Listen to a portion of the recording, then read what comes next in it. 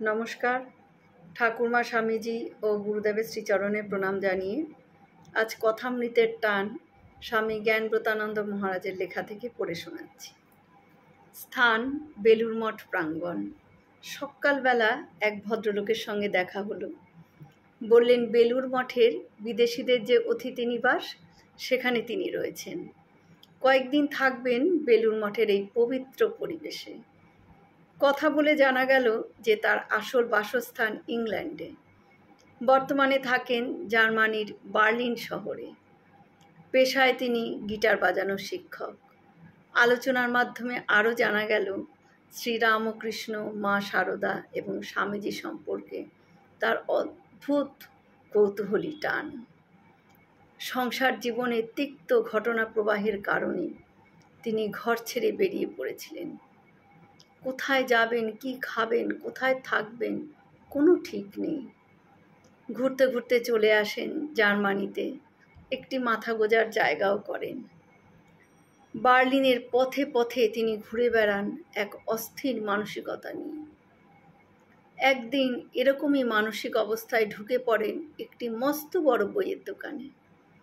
সেখানে নানান প্রকার বইয়ের সম্ভার। এটা ওটা উল্টাতে উল্টাতে হাতে পড়ল the gospel of Sri Ramakrishna by M.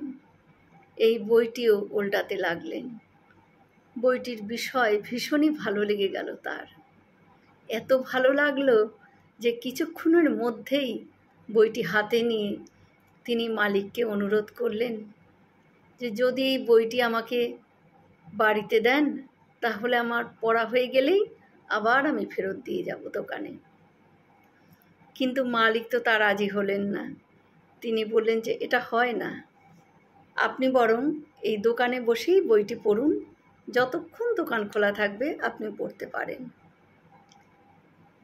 কিন্তু শেষ পর্যন্ত উনি তাতেই রাজি হলেন এবং ভদ্রলোক খুবই আবেগপ্রবণ হয়ে বললেন, জানেন সেদিন ওই দোকান প্রায় 18 ঘন্টা পর্যন্ত খোলা ছিল এবং আমি ওই 18 ঘন্টা এক টানা বইটি পড়েছি, কোথাও যায়নি। বর্তমানে এই বইটি আমার নিত্য সঙ্গী ও নিত্য পাঠ্য।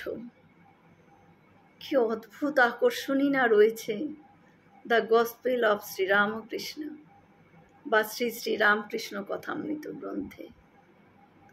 আর তা এই ব্যক্তির জীবনে দিয়েছে কি অপূর্ব শান্তির পরশ। সত্যি কিন্তু শ্রীরামকৃষ্ণ কথামৃত গ্রন্থ পড়ে আমরা একটা অদ্ভুত আনন্দ পাই, অদ্ভুত একটা শান্তি পাই। আমাদের প্রত্যেকের জীবনেই তো কম বেশি নানান রকম মানসিক ঝামেলা চলে, কিন্তু আমরা যদি প্রতিদিন 2-4 লাইন করেও যদি পড়তে পারি, সত্যি কিন্তু অদ্ভুত শান্তি পাবো তাহলে আমরা। নমস্কার। হয়তো অনেক ভুল ত্রুটি করে ফেললাম, ক্ষমা করে দেবেন। সকলে সুস্থ থাকবেন, ভালো থাকবেন। ঠাকুর মায়ের কৃপাদৃষ্টি সকলের উপর বর্ষিত হোক। শুভরাত্রি।